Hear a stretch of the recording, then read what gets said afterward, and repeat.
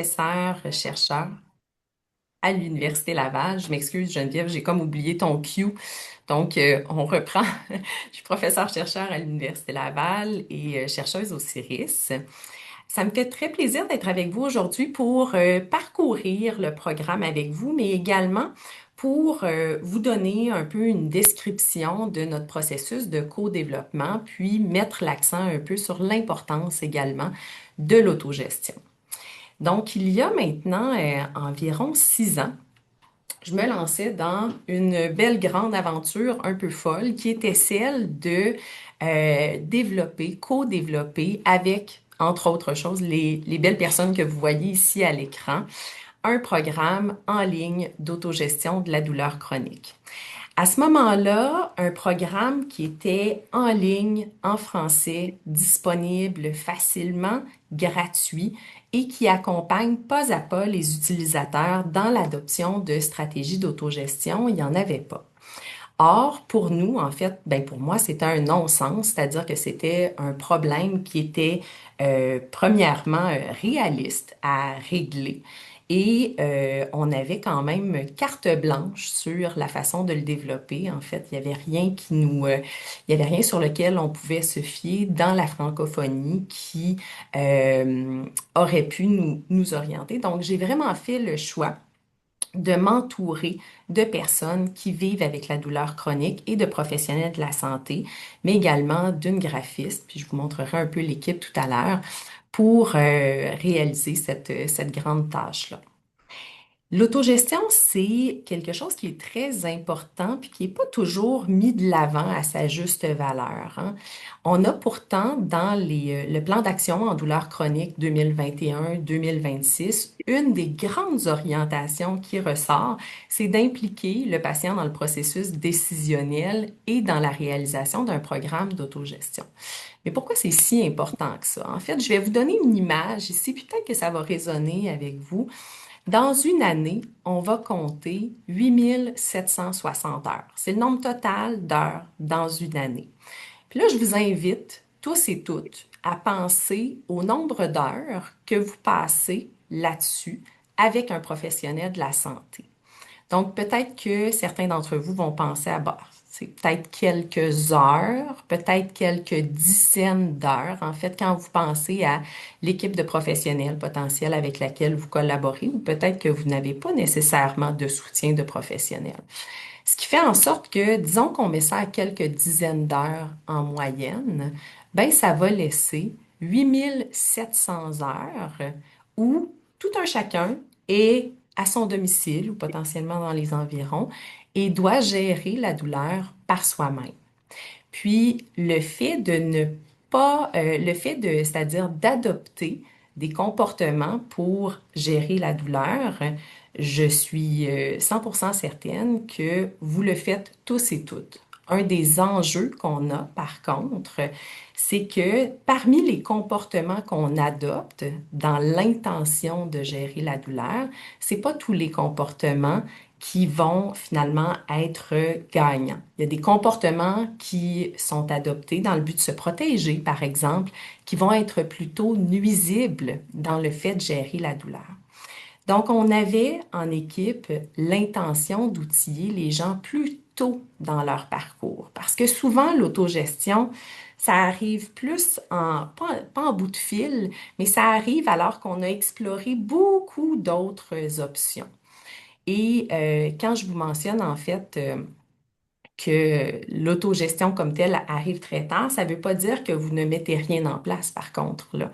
Assurément, dès le début de votre parcours, il y a des choses que vous tentez. Mais un processus plus structuré, ben, ça arrive souvent un petit peu plus tardivement. Et je vais faire rejouer ici, en fait, mon petit labyrinthe. L'idée, c'est qu'il peut y avoir plusieurs stratégies qui nous aident à sortir du labyrinthe de la douleur chronique, mais les stratégies qui vont être intéressantes pour vous, qui vont coller à votre quotidien, c'est pas nécessairement les mêmes stratégies que pour moi. Ce qu'on sait, par contre, c'est que le fait d'adopter plusieurs stratégies, c'est quelque chose qui va amener de meilleurs résultats que ce soit sur l'intensité de la douleur que vous ressentez, sur l'interférence que la douleur peut avoir par rapport à à vos activités, à votre quotidien, sur également certains résultats sur le plan de la santé psychologique. Donc, on peut penser à des symptômes plus dépressifs, de l'anxiété, des choses comme ça. Donc, quand vous avez un coffre à outils qui est bien garni, vous avez de meilleures chances finalement de bien gérer tout ça. Je vous ai mentionné que, en fait, je me suis entourée de personnes qui vivent avec la douleur chronique pour développer le programme. Donc, vous les voyez ici, leurs noms sont en orangé, rouge. Certains étaient des patients partenaires, donc des gens qui ont collaboré avec moi dès le début, en fait. C'est d'un bout à l'autre du projet. D'autres des collaborateurs se sont joints au projet en cours de route, puis ont eu une interaction peut-être un petit peu plus ponctuelle, dans le fond. Sauf que, dans tous les cas, leurs idées, leur rétroaction, leur perception, en fait, de notre processus de développement a souvent été beaucoup plus mis de l'avant que mes propres idées. Parce que, dans le fond, le fait de vouloir, au bout du compte, que des personnes comme vous s'impliquent dans un programme de façon autonome et perçoivent que le programme est faisable, ça passait systématiquement par le fait de tester des choses avec des gens qui sont très, très proches de mon public cible. Donc, c'est sûr que leur rétroaction était vraiment très, très, très importante pour moi. Certains de ces collaborateurs-là ont en outre accepté de livrer des témoignages qui portent sur leur parcours d'autogestion. Vous allez voir, vous allez en retrouver un peu partout à travers le programme. Donc, ça partait d'une initiative un peu avant de commencer le co-développement. Avec une collègue, on avait commencé à faire une tournée des régions du RUIS pour rencontrer des gens, puis pour voir, ça serait quoi vos besoins? Quand on parle là, de ressources en ligne qui pourraient soutenir l'autogestion de la douleur chronique, qu'est-ce que vous aimeriez voir là-dedans? On a été arrêté un peu dans notre bel élan par la pandémie, mais on avait quand même eu le temps d'aller dans Chaudière-Appalaches, puis dans le Bas-Saint-Laurent. Et ce que les gens nous rapportaient, c'est qu'ils voulaient entre autres, de l'information qui était bien divisée par thème. Ils voulaient avoir plusieurs stratégies d'autogestion qu'ils pourraient explorer, vraiment une belle variété. Puis, ils voulaient également avoir accès à des témoignages positifs de personnes qui réussissent à appliquer des stratégies d'autogestion et qui sont capables de témoigner des bienfaits qu'ils en retirent. Donc, des gens parmi notre équipe ont accepté de se prêter au jeu, ont bien décrit en fait ce qu'ils mettent en place. Puis, c'est des gens qui ont décrit vraiment une variété de stratégies. Pour certains, il y en a qui étaient vraiment beaucoup plus importantes. En fait, tu sais, Catherine, vous allez la retrouver vraiment beaucoup dans tout ce qui porte sur la pleine conscience.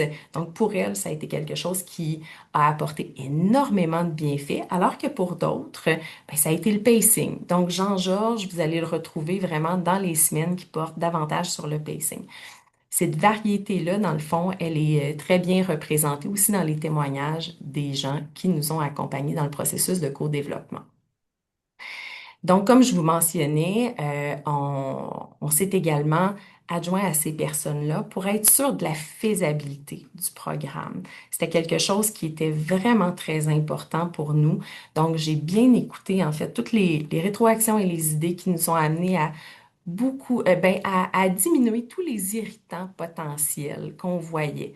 Par exemple, des gens qui me disaient, dans le plan personnel, c'est quelque chose que je vais vous montrer tout à l'heure.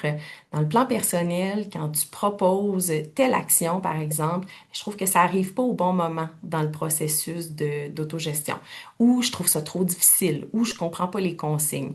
Donc, on a essayé le plus possible, finalement, avec des parties prenantes, de faire en sorte que lorsque vous êtes à la maison, que vous vous sentiez capable de mettre en pratique ce qui est proposé. Je vous montre le modèle motivationnel de l'autogestion de la douleur, juste pour en fait mettre en lumière que à certains moments, certains de mes participants, des gens qui ont suivi le programme au cours d'un projet de recherche, m'ont mentionné, je ne sais pas ce qui s'est passé avec Agir pour moi, mais il y a des choses que je me suis sentie davantage capable d'appliquer et de maintenir dans le temps. Donc, d'adopter finalement une habitude de vie. Certaines personnes nous ont mentionné, par exemple, que ça a fait ça avec la pleine conscience ou davantage avec le pacing ou des fois davantage avec l'activité physique. Puis ils disaient, ben, je ne sais pas comment ça a été apporté en fait, mais il y a quelque chose qui a résonné davantage. Quand on regarde le modèle motivationnel de l'autogestion de la douleur chronique, il y a deux choses qui vont venir particulièrement influencer notre disponibilité au changement, c'est-à-dire notre motivation, si vous voulez, à appliquer des comportements. Il y a l'auto-efficacité. Donc, l'auto-efficacité, c'est pas est-ce que je suis capable de faire quelque chose. L'auto-efficacité, c'est ma perception personnelle de ma capacité envisagée à faire quelque chose. Fait qu'avant même de me mettre en action, est-ce que je pense que je vais être capable? Ma croyance, en fait, en mes capacités. Et l'importance perçue également du comportement. Donc, dans l'auto-efficacité, des choses qui peuvent influencer. Il y a mon expérience personnelle de réussite. En fait, est-ce que par le passé, j'ai déjà réussi à mettre en pratique quelque chose? Si la réponse c'est oui, bien fort probablement que je vais me dire que je vais être encore capable de le faire prochainement. Il y a le renforcement social et le modeling. Donc, est-ce que je peux me fier sur quelqu'un qui le met en pratique? Est-ce que je vois comment il s'y prend? Puis est-ce que ça me donne finalement l'impression que, ah, moi aussi, je pourrais probablement réussir? Il y a la perception verbale, hein, vos proches qui vous encouragent potentiellement à faire des choses, puis à vous dire, mais je crois en toi, tu es capable, tu sais, ça va bien aller. Et les barrières perçues. Puis des fois, les barrières perçues, ben, elles sont très tangibles, très réelles, puis ça fait en sorte que notre sentiment d'auto-efficacité va être un peu plus faible. Une des choses qui ressortait dans ce que les gens nous ont rapporté, c'est que ben, des fois, la comparaison avec certains patients partenaires qui se sont livrés dans les témoignages a fait en sorte que se sont dit, ben, si cette personne-là est capable de l'appliquer de façon graduelle, moi aussi, peut-être que je vais être capable. C'est ce que j'espère que vous allez ressentir, en fait, dans votre parcours à travers le programme. On a tenté d'adopter un ton qui fait en sorte que on souhaite que les gens se sentent accueillis, peu importe là où ils sont rendus, dans le fait de mettre en pratique ou non certaines stratégies d'autogestion. L'idée, là, c'est absolument pas de se blâmer pour quoi que ce soit qu'on a fait ou qu'on ne fait pas. L'idée, c'est de saisir la balle au bon puis de dire, OK, à partir de maintenant, qu'est-ce que je pourrais essayer? Donc, on garde l'esprit ouvert. Des fois, on va vous suggérer des choses que vous avez potentiellement déjà essayées par le passé.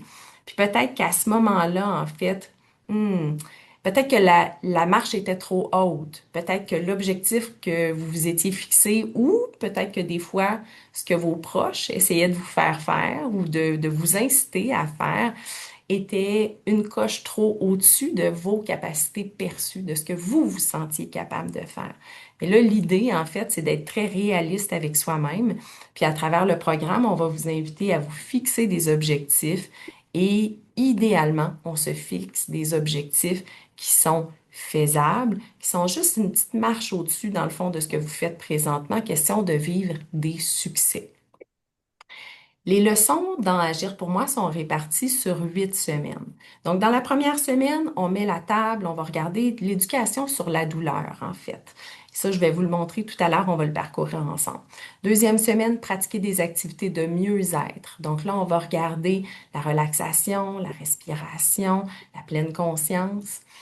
Il y a 2 semaines qui vont être consacrées au pacing. Donc, évaluer ses dépenses d'énergie, planifier ses semaines. Le pacing, je tiens à vous le mentionner tout de suite, c'est quelque chose qui n'est pas facile à appliquer, puis ça prend beaucoup de temps. Donc, soyez bienveillants envers vous-même.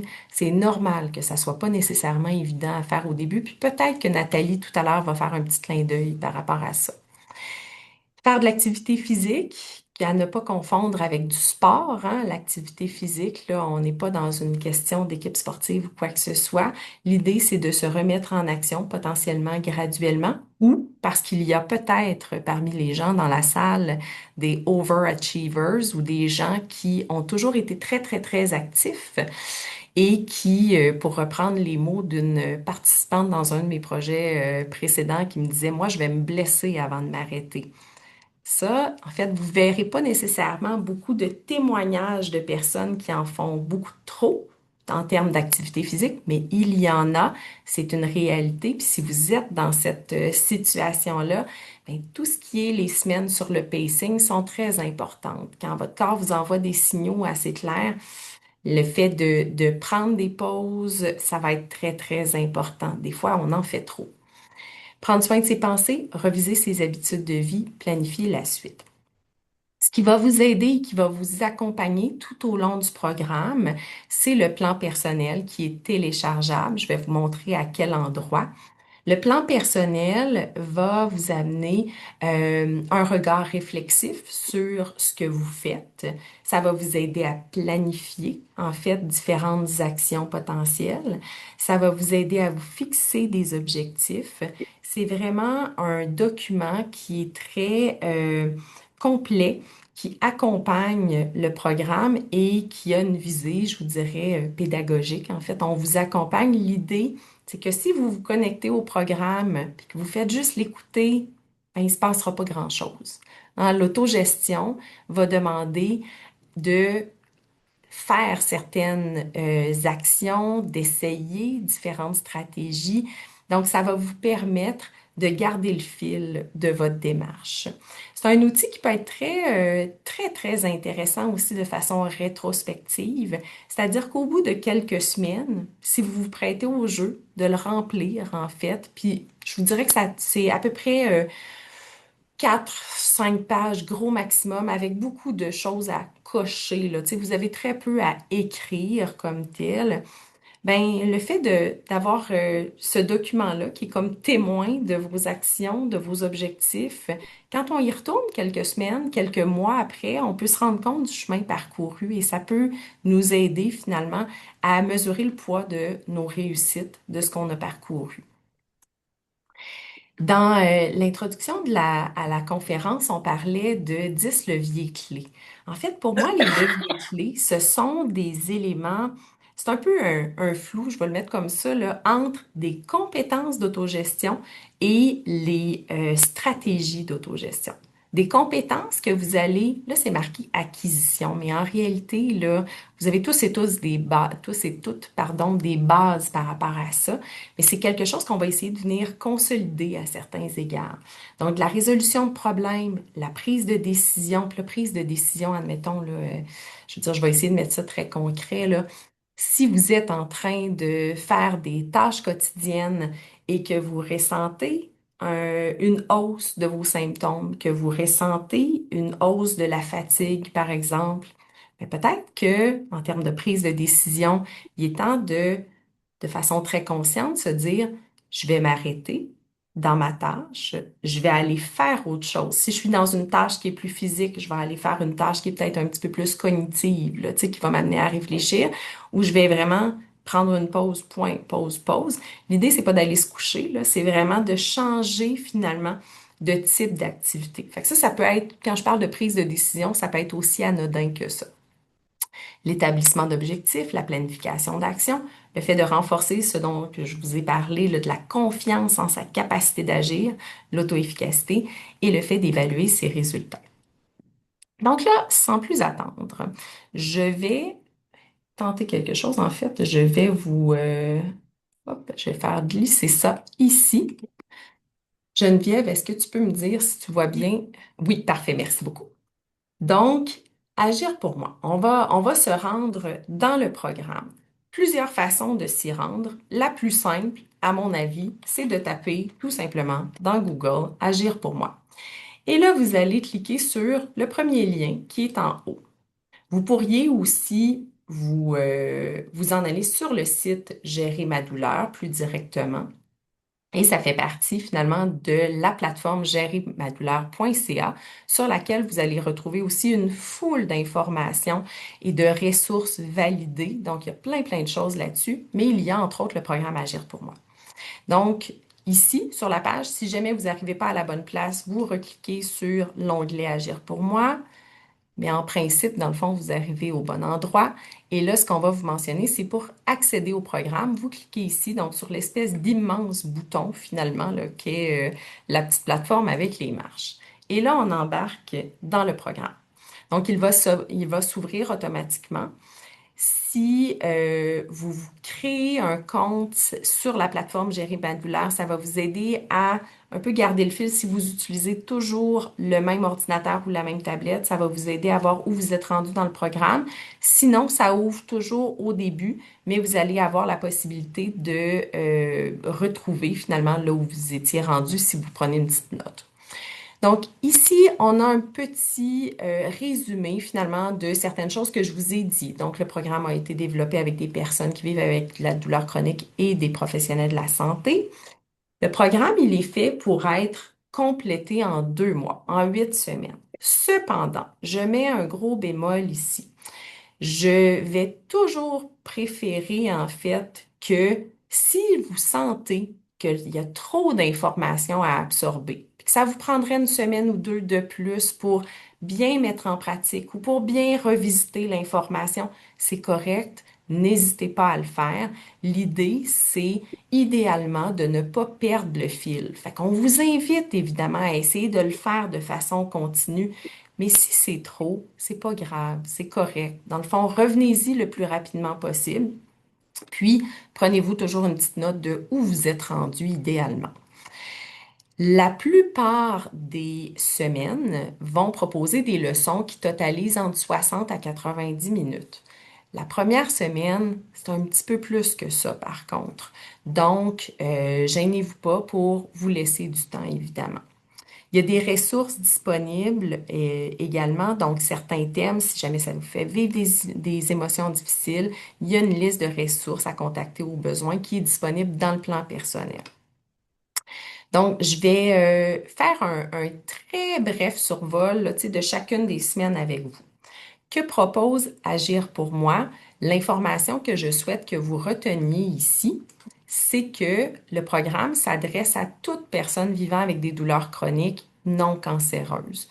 Donc, peu importe que vous viviez avec de la fibromyalgie, des maux de dos chroniques ou toute autre, finalement, condition qui amène de la douleur chronique, le programme peut être suivi. Ce sont sensiblement toujours les mêmes stratégies qui vont être proposées. Donc, à moins que vous ayez des contre-indications là, très particulières, là, discutez-en avec un professionnel de la santé si c'est le cas. Mais normalement, dans le fond, là, il y a plusieurs cliniques de la douleur qui utilisent Agir pour moi. Donc, admettons, je peux vous en nommer minimalement deux, là.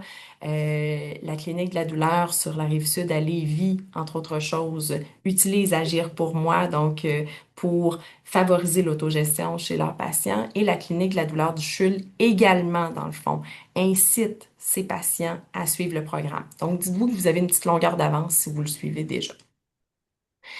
Vais-je avoir moins mal?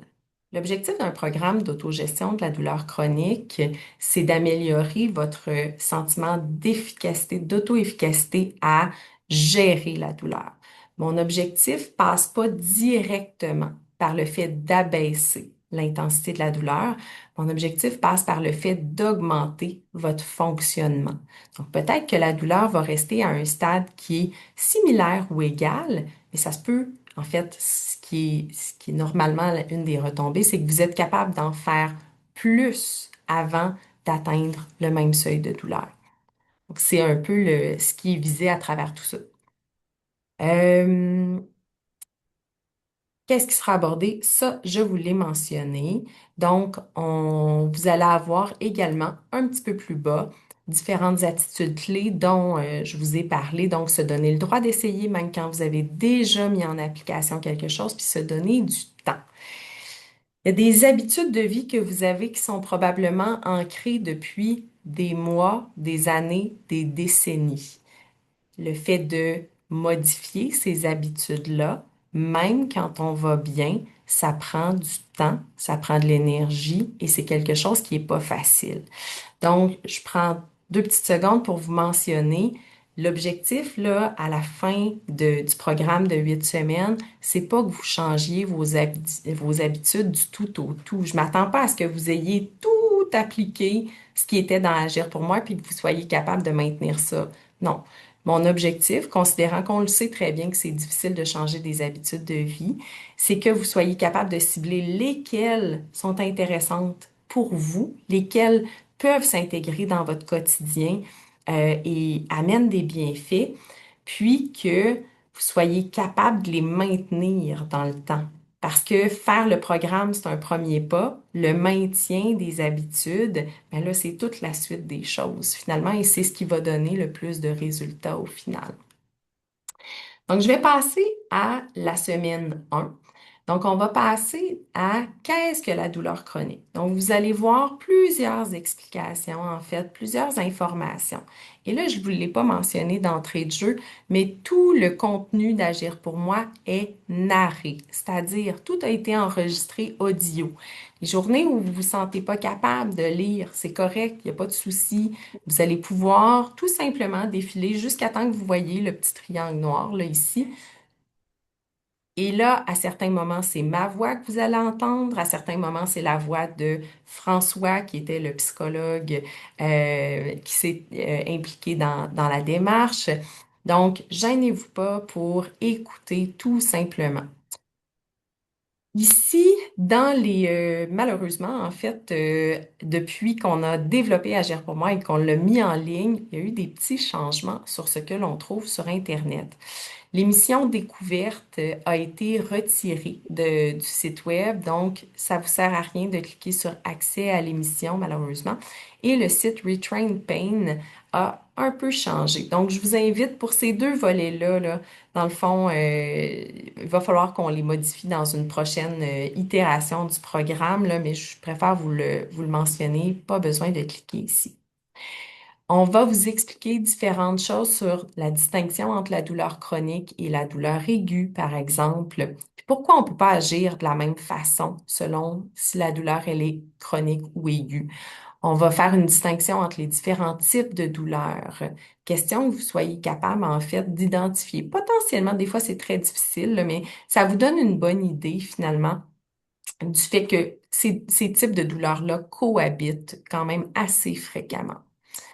Et on va mettre la table sur différentes fausses croyances, dont la douleur chronique indique un danger. C'est faux dans le fond. La plupart du temps, une fois qu'elle est rendue chronique, la douleur est plus un bon indicateur de ce qui se passe à l'endroit précis où vous avez mal.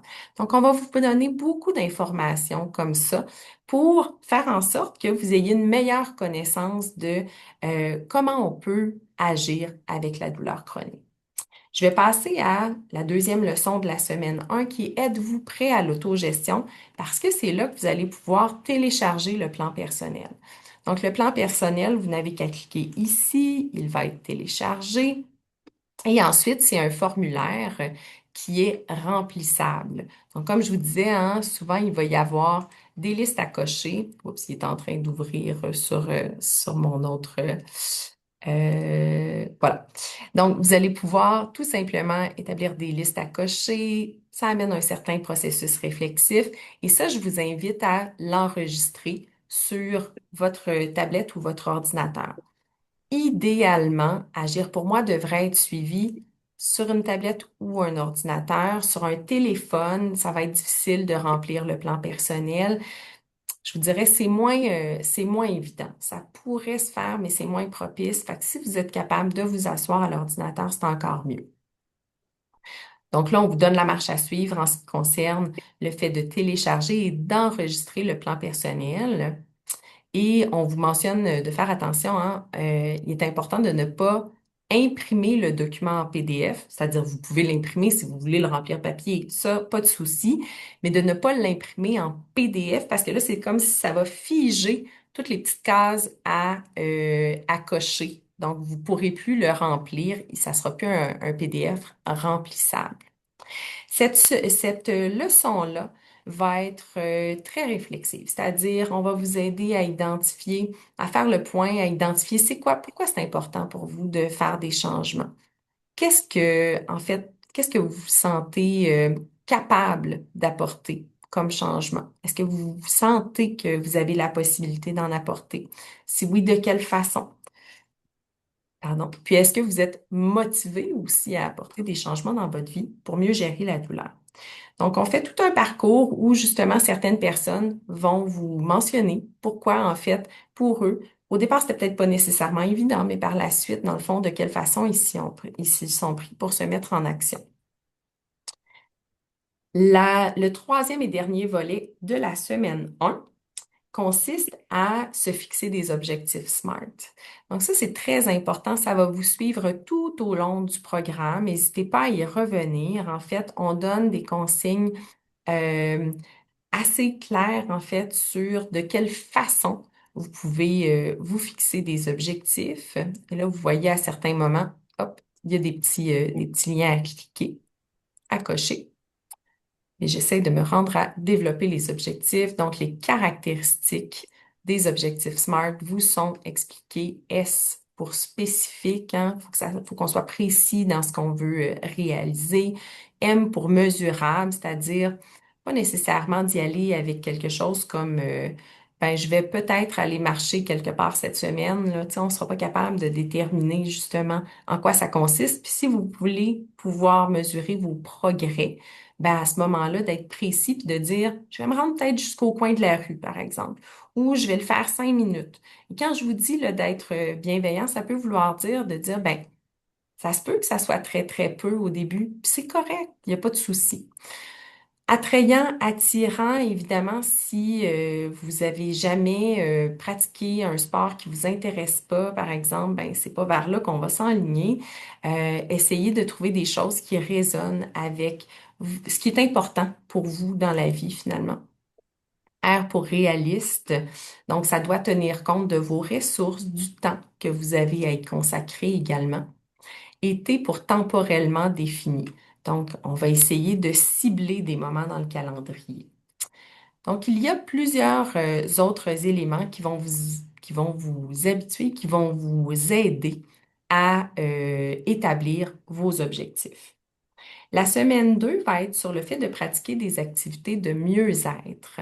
Donc, on va commencer par aborder le fait de prendre conscience des tensions dans votre corps et on va également vous donner différentes stratégies que vous pouvez mettre en pratique, différentes options, puis vous verrez laquelle ou lesquelles résonnent le plus. Donc, la respiration consciente en est une. Ensuite, on va vous offrir des vidéos ou des audios de cohérence cardiaque. Donc, vous pouvez les télécharger. Je vais vous montrer de quoi ça a l'air. La cohérence cardiaque, en fait, c'est d'inspirer pendant 5 secondes et d'expirer pendant 5 secondes et de faire ça pendant 5 minutes, idéalement 3 fois par jour. Fait que c'est un 15 minutes dans votre journée, matin, midi, soir, 5 minutes, 5 minutes, 5 minutes, qui apporte vraiment de grands bienfaits. Ça peut être ça, mais peut-être que ça va vous parler un peu moins. Donc, par la suite, on vous parle d'imagerie mentale, de relaxation progressive de Jacobson également. Et par la suite, on va aller à vivre la pleine conscience.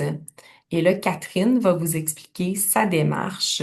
Dans le fond, elle va revenir à différents moments dans cette leçon-là c'est même elle qui a enregistré les audios.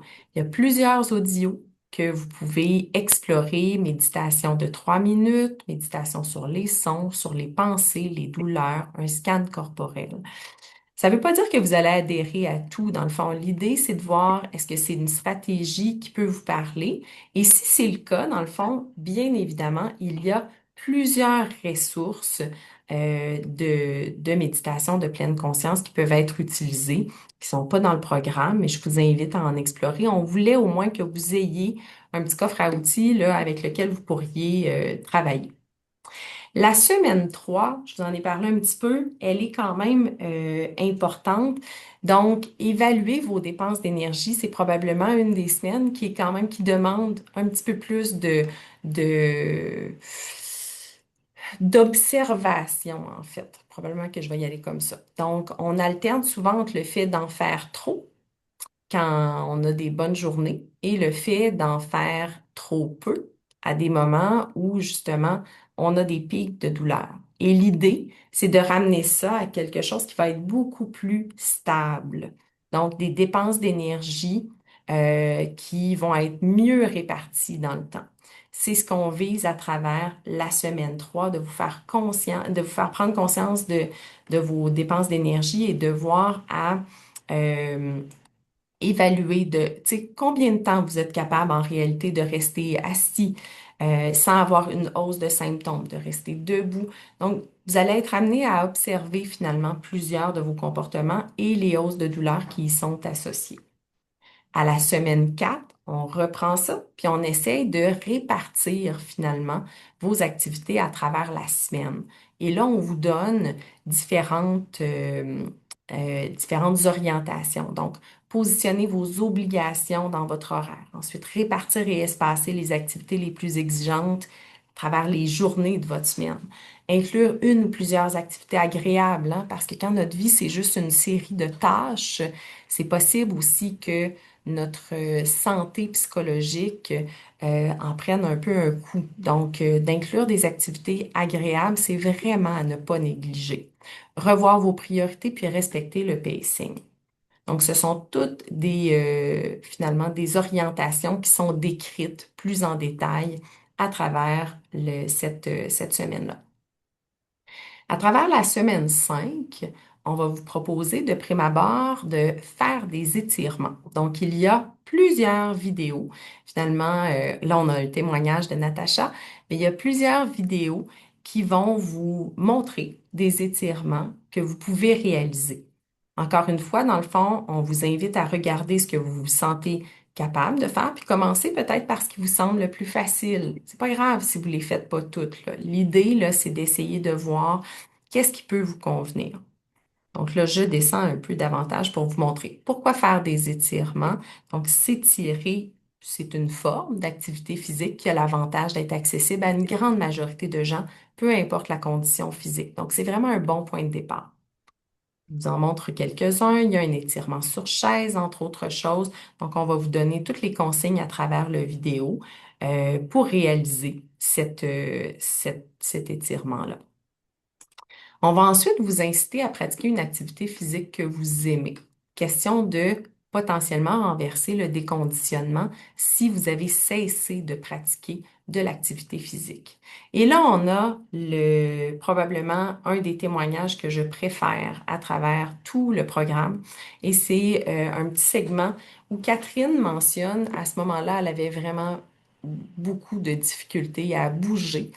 Puis elle disait, sa médecin l'a incité à aller marcher 2 minutes. Puis elle dit 2 minutes, c'était à la fois très peu.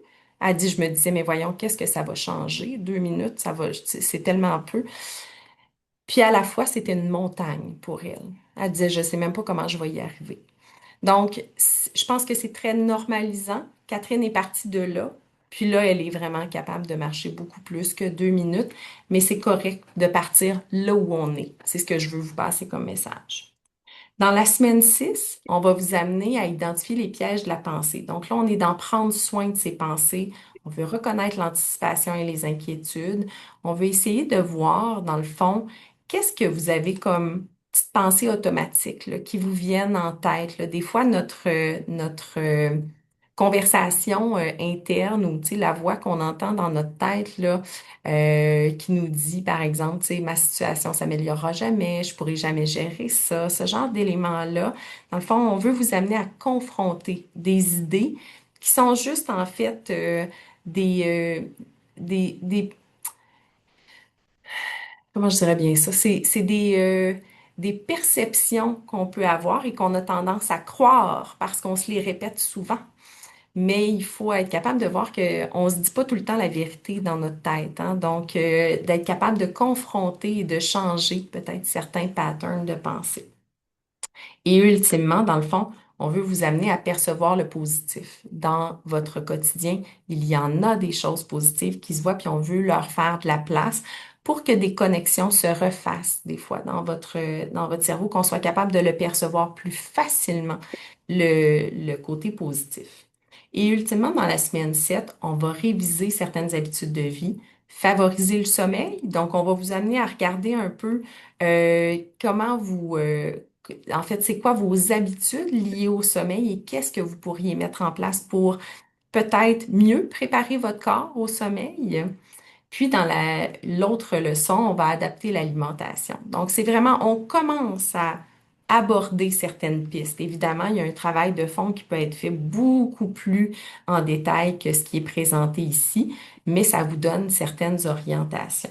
Et à la semaine 8, dans le fond, vous faites un retour sur vos objectifs et vous identifiez ce que vous vous sentez capable de mettre en place de façon plus régulière pour la suite.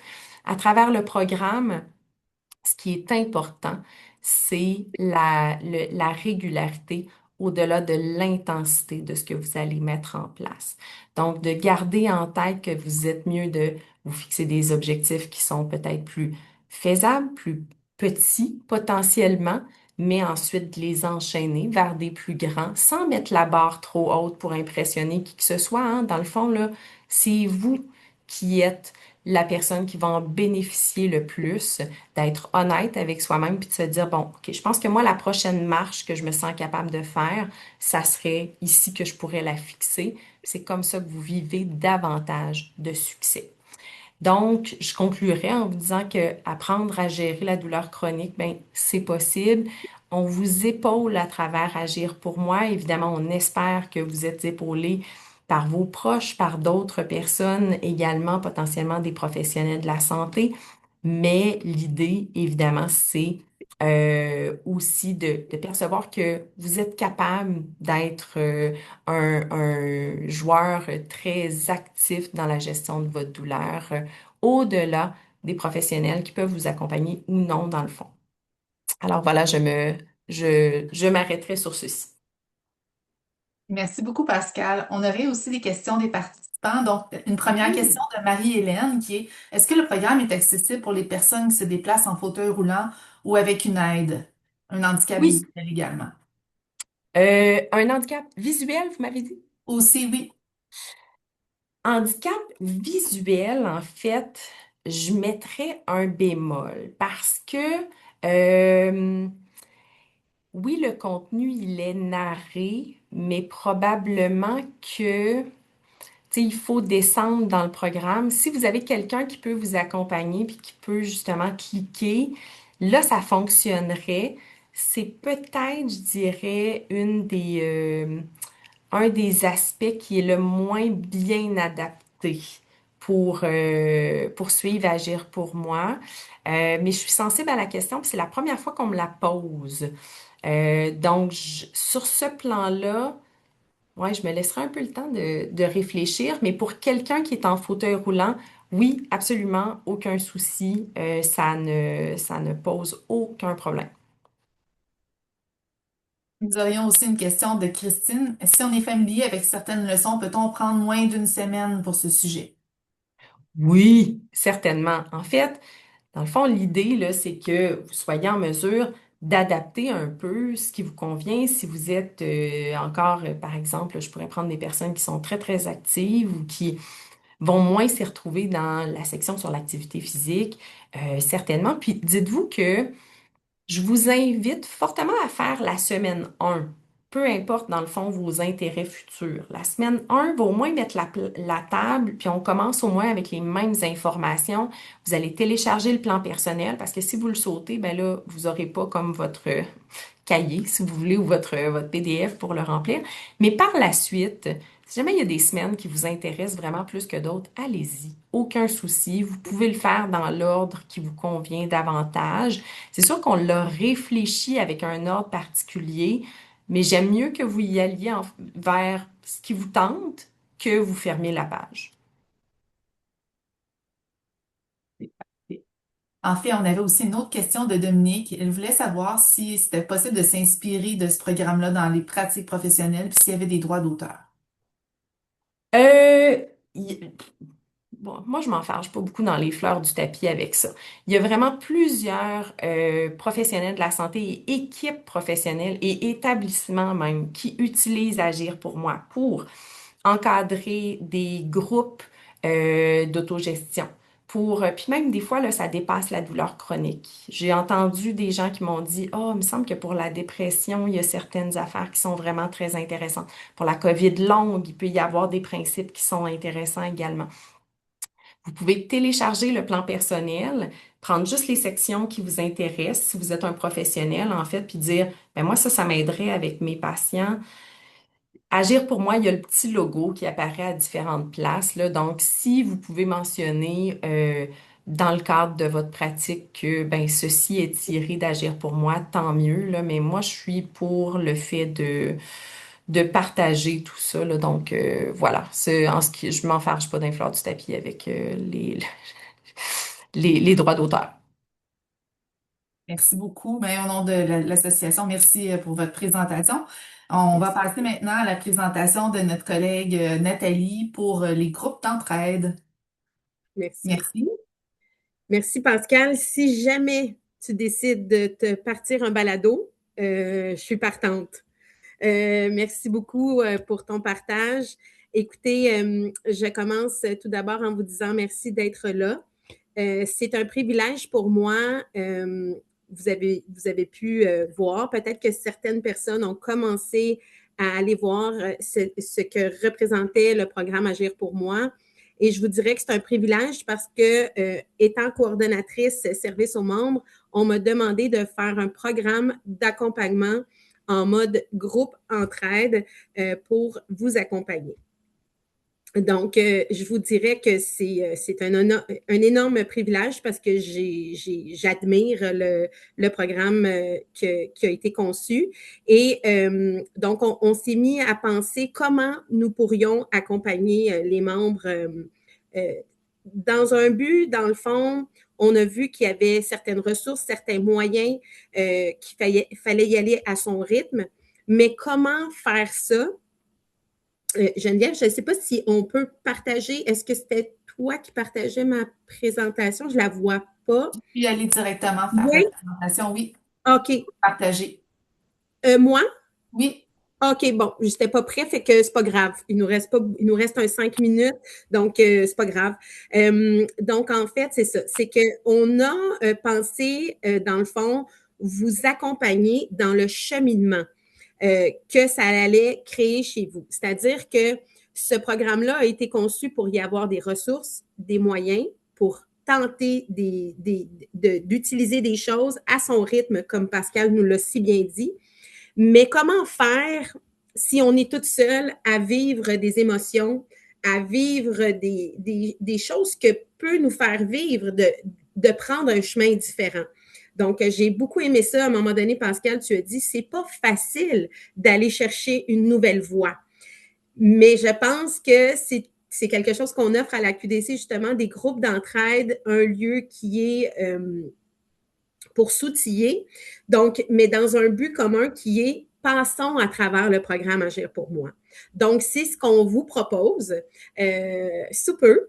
Ça sera dans un but justement d'entraide, de revenir sur certaines semaines. Qu'est-ce qui a bien fonctionné chez moi? Qu'est-ce qui a moins bien fonctionné? Qu'est-ce que, par exemple, en parlant dans le groupe, on voit que telle personne l'a essayé d'une telle manière, donc ça peut être inspirant.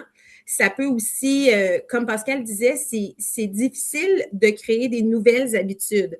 Mais si on voit que quelqu'un dans le groupe a réussi, ça peut être très motivant de le tenter, même si nous, on avait certaines réserves. Donc, c'est dans cette optique-là que j'ai conçu le programme d'accompagnement pour vous. Donc, c'est clair qu'on continuera ensemble de co-créer. C'est quelque chose qui va bouger dans le temps, dépendamment, par exemple, à certaines semaines, il y a des outils qui sont des fois plus difficiles. On parlait de pacing, entre autres, c'est le sentiment de pas en faire trop.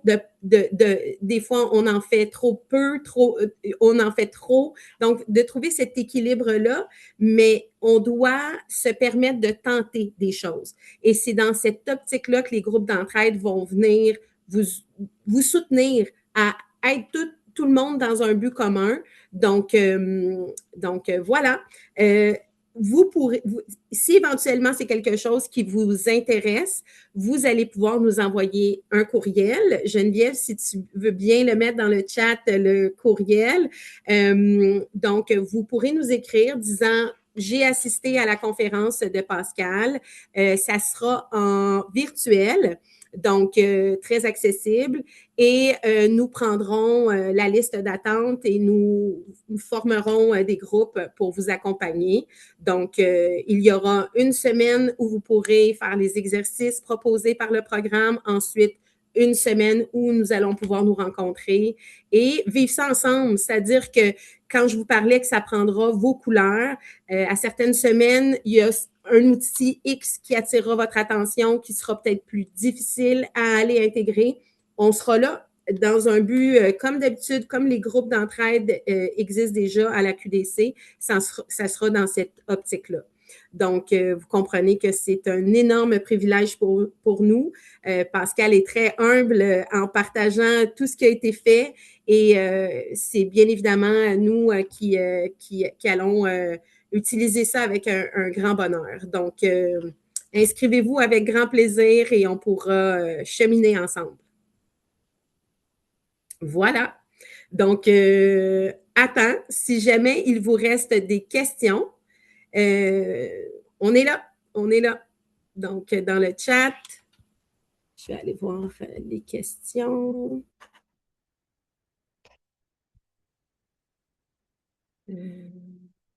Oui, vous pouvez nous envoyer un courriel, tout à fait, pour les inscriptions.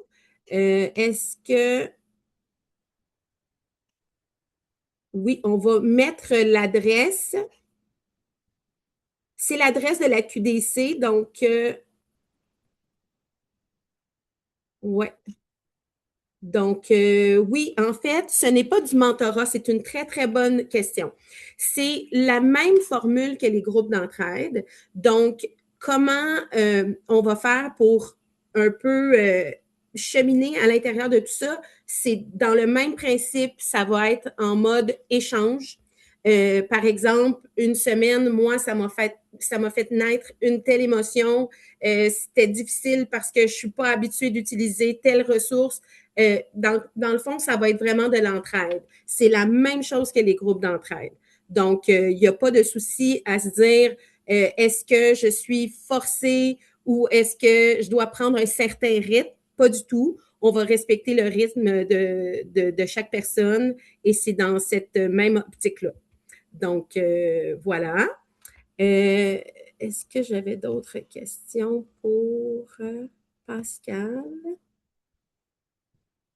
Non. Donc, voilà. Pascal, je ne sais pas si je te laisse évidemment le mot de la fin. Oui, je te laisse le mot de la fin. C'était un plaisir d'être avec vous sur cette heure de lunch. Merci d'avoir pris le temps de vous joindre à nous. J'ai vu quelques personnes impliquées dans le développement et dans des suites du programme qui étaient ici en ligne. Donc, je vous salue. Vous vous reconnaîtrez assurément. Et pour toutes les personnes qui étaient là, dites-vous que je crois en vous. Vous avez tout le potentiel pour mettre plein de choses en place. Et c'est pas une question oui, important. C'est pas une question d'enlever une responsabilité au système, là, pas du tout. Mais vous avez un potentiel d'agir qui est probablement plus grand que ce que vous croyez. Alors, bonne chance à tous et à toutes. Ça a été une belle heure de lunch. Merci. Merci à vous tous. Au nom de l'Association québécoise de la douleur et des participants, merci infiniment, Pascal, Marie Deschaines, concernant la présentation, de nous avoir fait découvrir Agir pour moi, le parcours, toutes les stratégies, puis tous les bienfaits aussi que ça va procurer aux participants. Puis également, merci à Nathalie pour la mise en place de ce nouveau groupe d'entraide qui va être conçu pour valoriser justement l'expérience des participants. Donc, n'hésitez pas à nous écrire si voulez adhérer. Puis aussi, nous allons mettre dès maintenant un lien dans le chat pour obtenir aussi votre rétroaction de cette participation à la conférence. Puis on vous invite aussi à vous joindre aux prochaines conférences de la saison. La prochaine elle va être le 10 février avec Dr. Ala Lalou, qui est médecin aussi spécialisé dans l'obésité. Elle va traiter de l'alimentation et de l'obésité et de la douleur. Ça va être un sujet vraiment passionnant. Donc, on vous invite à vous inscrire dès maintenant en allant sur le site web de la QDC dans la section conférence 10 février. Les détails vont suivre sous peu. Donc, merci également d'avoir participé puis d'avoir été avec nous. On vous dit à très bientôt. Puis, vous avez le lien pour nous faire part de vos commentaires dans le chat. Encore merci d'avoir été avec nous, puis on vous souhaite une excellente fin de journée. Merci. Merci.